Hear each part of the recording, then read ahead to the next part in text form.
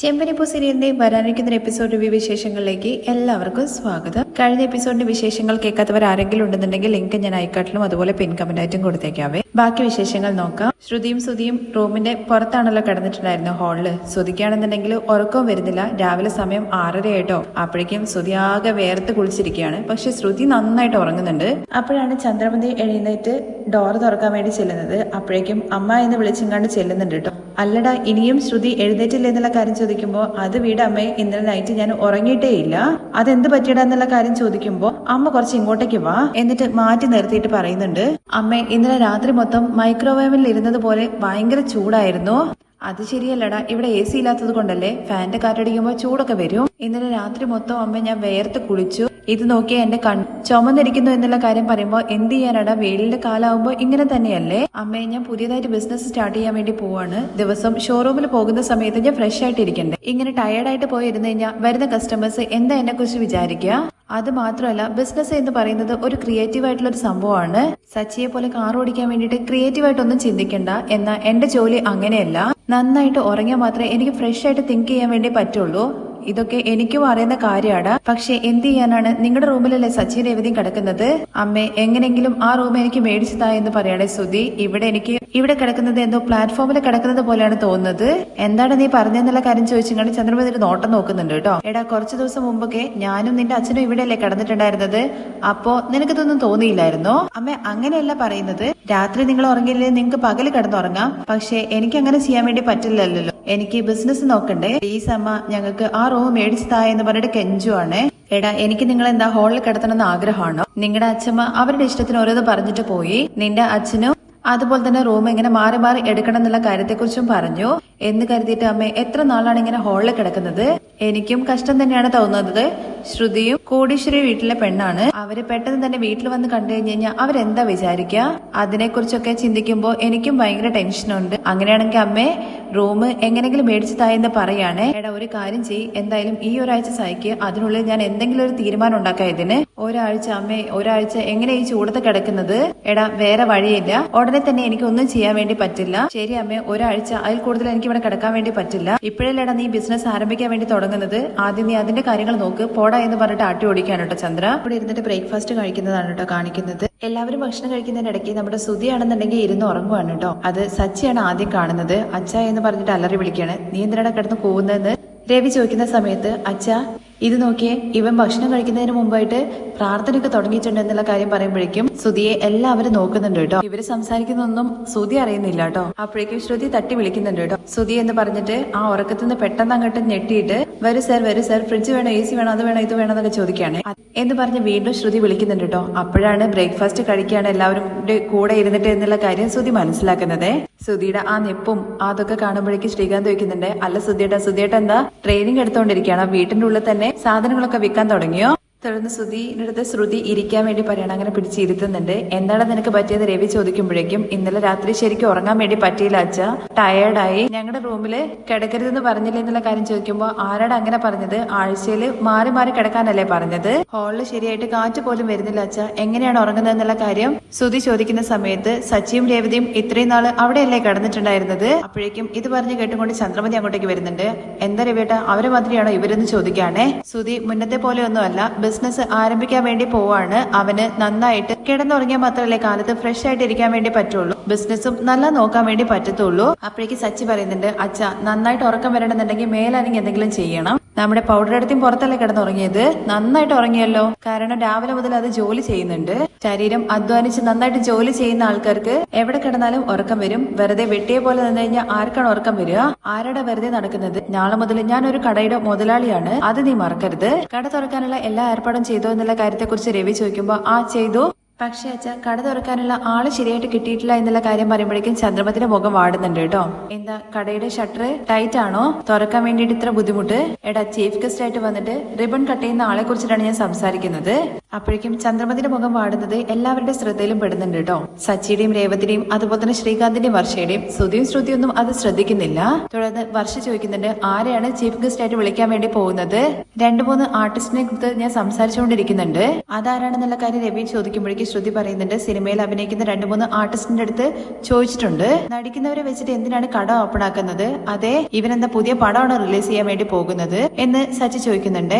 അപ്പോഴേക്ക് രേവതി ചോദിക്കുന്നുണ്ട് കേട്ടോ, ഇങ്ങനെ അഭിനേതാക്കളൊക്കെ വന്നിട്ട് ചുമ്മാ കട തുറക്കോ എന്നുള്ള കാര്യത്തെക്കുറിച്ച്. ഇല്ല രേവതി ചേച്ചി, അവർക്കും പേ ചെയ്യണോ എന്നുള്ള കാര്യത്തെക്കുറിച്ച് വർഷ പറയുന്നുണ്ട്. അതെ, അവർക്ക് ചാർജ് ചെയ്യൂ എന്നുള്ള കാര്യത്തെക്കുറിച്ച് ശ്രീകാന്ത് പറയുന്നുണ്ട് കേട്ടോ. ഇത് കേട്ടോടെ രവി ചോദിക്കുന്നത്, അങ്ങനെ കാശ് കൊടുത്തിട്ട് ഒരാളെ വരുത്തണോ എന്നുള്ള കാര്യത്തെക്കുറിച്ച് ചോദിക്കുകയാണ്. അതിന് എത്ര രൂപയാവും എന്നുള്ള കാര്യത്തെക്കുറിച്ച് ചോദിക്കുമ്പോഴേക്കും വർഷ പറയുന്നുണ്ട്, ഓരോരുത്തരുടെ പോപ്പുലാരിറ്റിക്ക് അനുസരിച്ചിട്ട് ചാർജ് മാറിക്കൊണ്ടേയിരിക്കും. അച്ഛാ, പുറത്ത് ഞങ്ങളുടെ പൂക്കട തുടങ്ങാൻ വേണ്ടിയിട്ട് വർഷയ്ക്ക് 2500 രൂപ ഞങ്ങൾ പണം കൊടുത്തില്ലേ. അത് കേട്ടോടനെ രവി ചോദിക്കുന്നുണ്ട്, അപ്പൊ വലിയ വലിയ കടകളൊക്കെ തുറക്കുന്ന വേണ്ടി വരുന്ന ആൾക്കാർക്ക് വലിയ പണം കൊടുക്കേണ്ടി വരില്ലേ. അപ്പോഴേക്കും ശ്രുതി പറയുന്നുണ്ട്, ഇല്ല അങ്കിൾ, ഞങ്ങൾ അങ്ങനെ വലിയ ആർട്ടിസ്റ്റിനെ ഒന്നല്ല നോക്കുന്നത്, കുറച്ചൊരു പോപ്പുലാരിറ്റി ഉള്ള ആളെയാണ് നോക്കിക്കൊണ്ടിരിക്കുന്നത്. അതെ അച്ഛന്റെ ശ്രുതിയും എന്തായാലും 1 ലക്ഷത്തിന്റെയും 2 ലക്ഷത്തിന്റെയും ഇടയിലാകും. അത് കേട്ടിട്ട് എല്ലാവരും ഇങ്ങനെ നോക്കി നിൽക്കുവാണ് കേട്ടോ.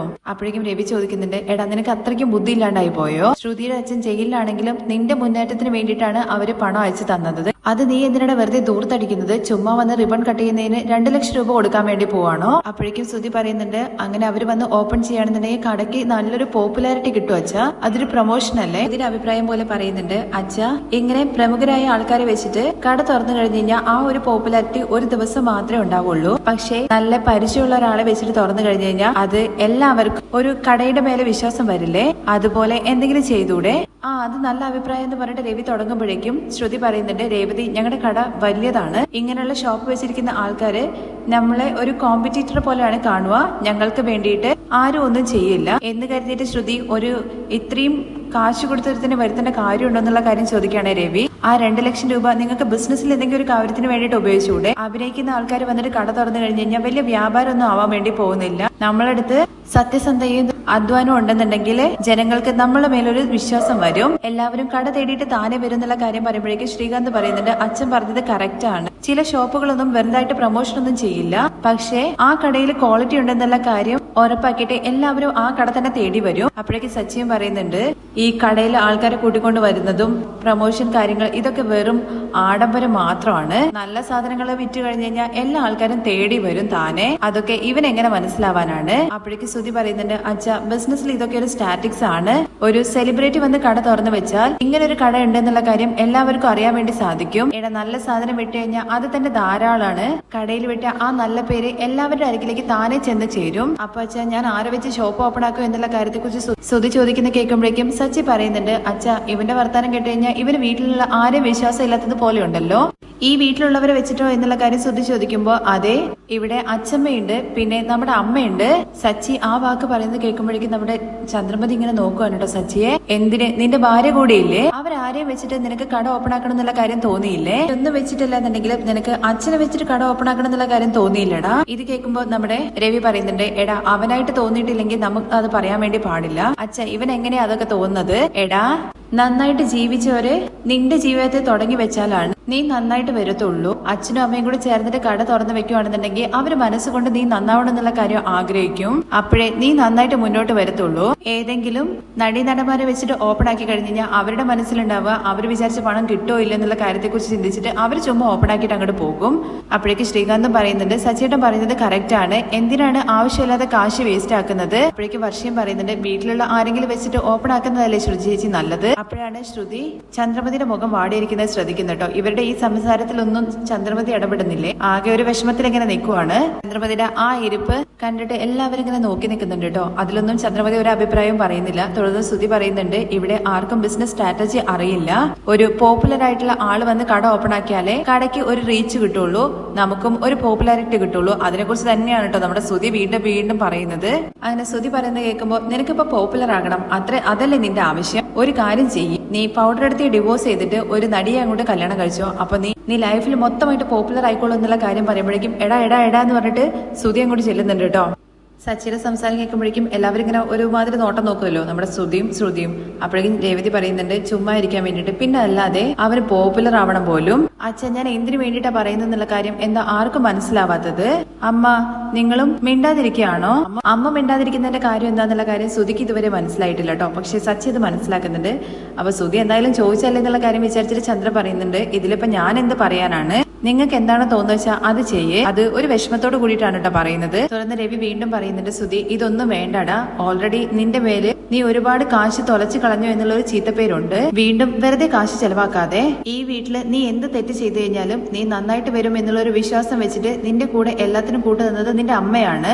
അത്രയും പറഞ്ഞിട്ടും സുധിക്ക് ബോധം വരുന്നില്ല കേട്ടോ. നീ എപ്പോഴും നന്നായിട്ട് വരണോ എന്ന് നല്ല മനസ്സോടുകൂടി ആഗ്രഹിക്കുന്നത് ഇവളാണ്. അപ്പോ ഇവളെ വെച്ച് തന്നെ നീ കട ഓപ്പൺ ചെയ്യുന്നുള്ള കാര്യം പറയുമ്പോഴേക്കും ചന്ദ്ര പറയുന്നുണ്ട്, അങ്ങനെ ആരും നിർബന്ധിച്ചിട്ട് ഒരു കാര്യം ചെയ്യിപ്പിക്കേണ്ട രവിയേട്ടാ. അപ്പോഴേക്കും ശ്രുതി പറയുന്നുണ്ട്, ആന്റി ഓപ്പൺ ചെയ്ത് കഴിഞ്ഞാൽ അത് കറക്റ്റ് ആയിരിക്കും. അപ്പോഴേക്കും വർഷ ചോദിക്കുന്നുണ്ട്, അല്ല ശ്രുതി ചേച്ചി എന്താ പെട്ടെന്ന് ഇങ്ങനെ പറയുന്നത്?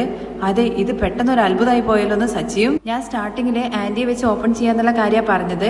എന്നാ ശ്രുതിയാണ് ഇങ്ങനെ ഒരു ഐഡിയ പറഞ്ഞത് ബിസിനസ് ഡെവലപ്പ് ചെയ്യാൻ വേണ്ടിയിട്ട്. അപ്പോഴേക്ക് ശ്രുതി വെക്കുന്നുണ്ട്, അല്ല ശ്രുതി നമുക്ക് സംസാരിച്ചിട്ട് എന്നുള്ള കാര്യം പറയുമ്പോഴേക്കും വേണ്ട ശ്രുതി, എന്തായാലും ആന്റി തന്നെ ഓപ്പൺ ചെയ്യട്ടെ. ആന്റിയുടെ ബ്ലെസ്സിങ്സ് ഉണ്ടായിട്ടുണ്ടെങ്കിൽ നമുക്ക് ഉറപ്പായിട്ടും സൂപ്പർ ബിസിനസ് നടക്കും. അപ്പോഴേക്കും ചന്ദ്രമതിയുടെ മുഖത്ത് 100 ബൾബ് വോൾട്ടേജ് ഉള്ളത് ഇങ്ങനെ തെളിഞ്ഞു നിൽക്കുന്നത് പോലെ ഉണ്ട്.